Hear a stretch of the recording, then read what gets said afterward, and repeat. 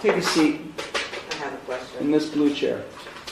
Do I have the Sit down. Do I have the same rights? You want me to hold you in contempt? Sit down.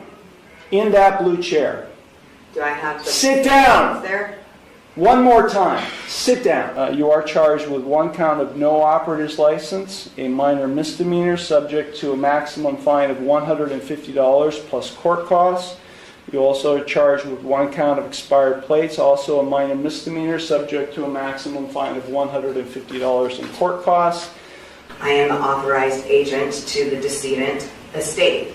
I am coming in here as the settler, and I want to settle this case. I will enter no plea on your behalf to these charges. I've given you 3 plea options to plead. No, I do not recognize anyone in this court. Okay, well, I don't recognize you or the bailiff or anybody else in this court. Then I'm just going to surrender the person to the court because I'm not coming back.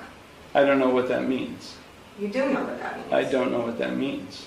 I am not the ens legis, non de guerre. I've been practicing law for 36 years, and what you've just said to me has no meaning to me whatsoever.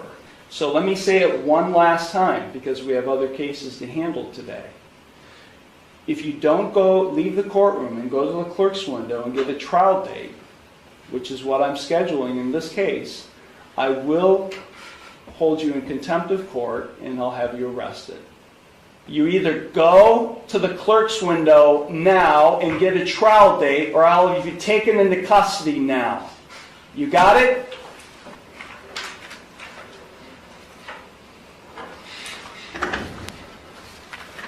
Court is now on the record in City of Conneaut versus Amber McHenry, 24 TRD 819.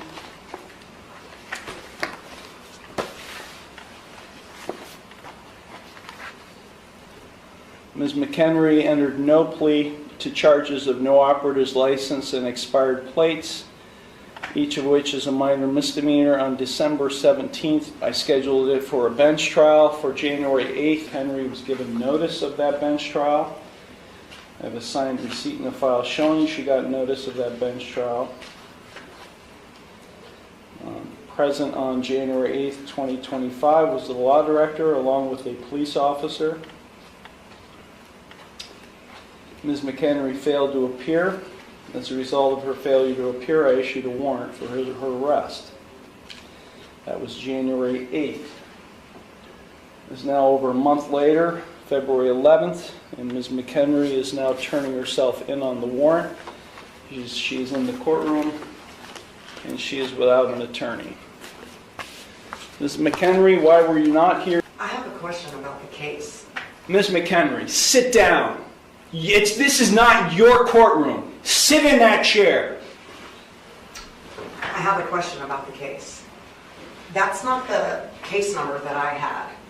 Yes, it is, Ms. McHenry. You've got other cases pending that are set for jury trial. The original case number that I had was like TDR, like 0800 something. And 24 TRD 819. 819. Okay. I was just double checking on the case number. Can you repeat your question then? No. Why were you not here on January 8th? I put in an appearance and it was rejected and struck from the record, and I was sent a letter saying that I am not who I said I was. So I have a question about that because I don't understand. This is not a discussion here. This is not a conversation. I ask a question. You respond to my question. Now, this is typical behavior for you because you're a sovereign citizen. At least you claim to be. I've never claimed that. Well, your documentation that you filed, including the one you filed today that did not have a correct caption or case number on it, is indicative of that. So let me ask you, Ms. McHenry, again, why were you not physically, personally present in the courtroom on January 8th for your trial? I need the oath and bonds to be put for each person acting as a public official in this case who is acting as a public servant. to be put on the record. And I also require the indemnity bond, and I'm going to require the other bonds. I need the accounting. Please, for the record, let it be known that you exited. I while did. asking. I exited the courtroom and asked a police officer, probation Who has officer. the indemnity bond? Where is the bill of particulars? The Because bond I is did not receive being, it. the warrant is being executed. You're being taken into custody. Take her down to the jail now. I was not given the warrant. Take her down to either. the jail now. Why am I being arrested? Take her down For to the what? jail. What crime have I committed? Get off me. This is kidnapping. This is a false arrest. Stop playing. No, this is a false arrest. Okay, relax. This is kidnapping. They're violating my rights, my constitutional rights. I put in, I thought the Constitution didn't apply to you.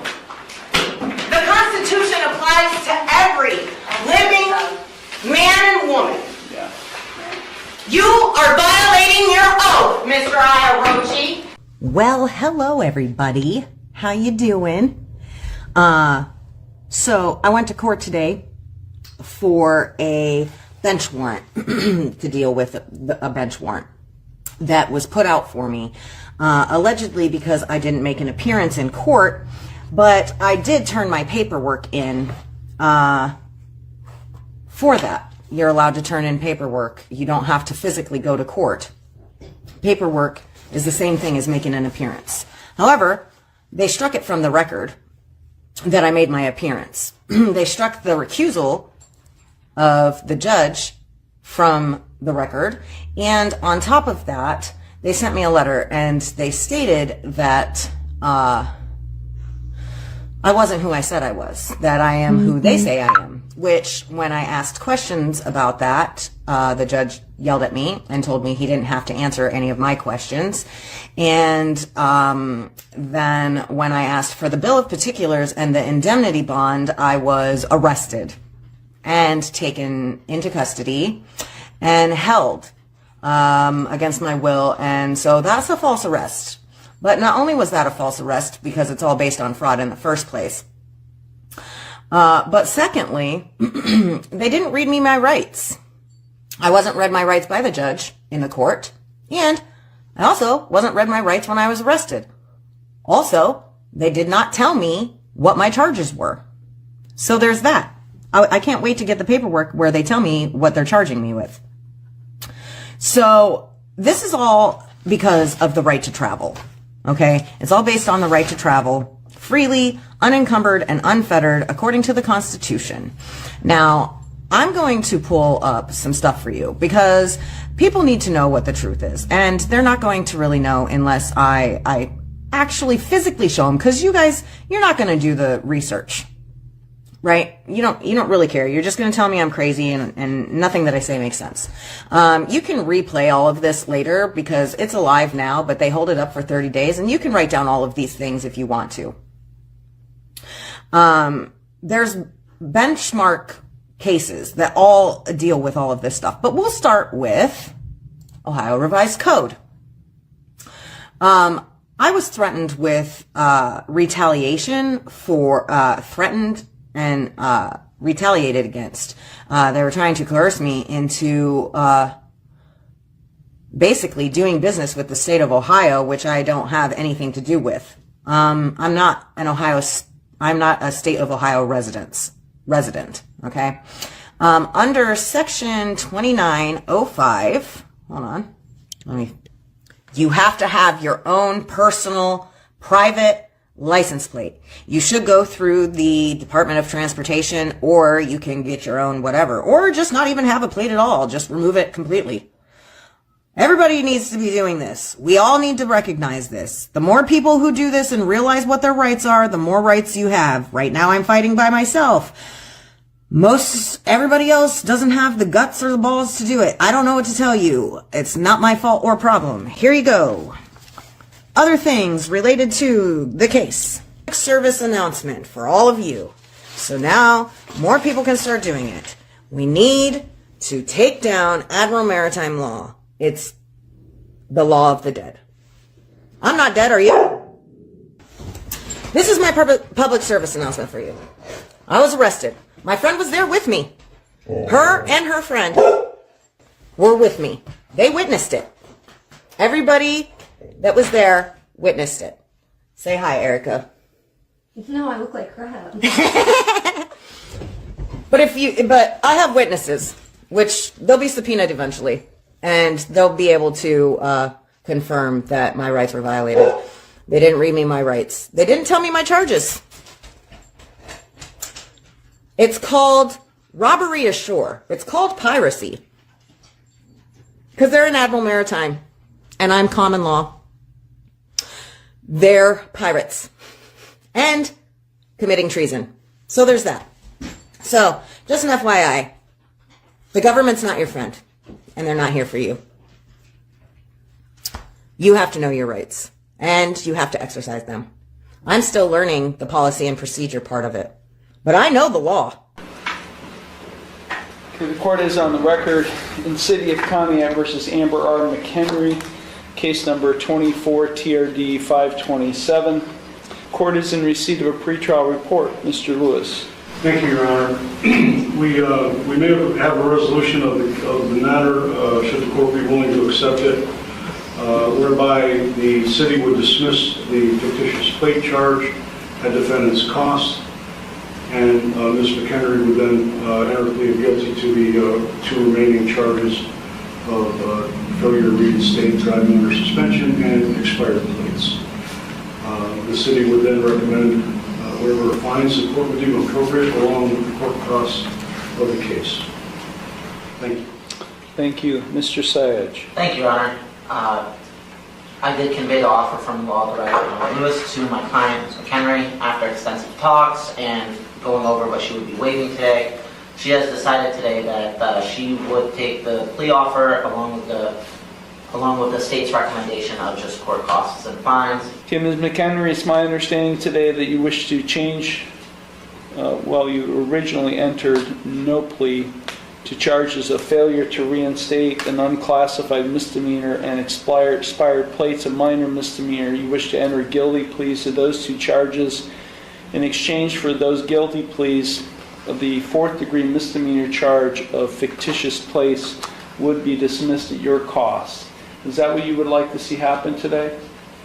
I believe so.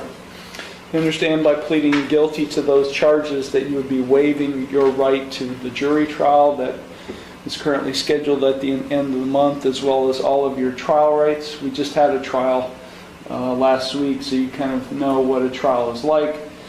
So by pleading guilty to these two charges, you'd be waiving all of those trial rights. Is that what you wish to do?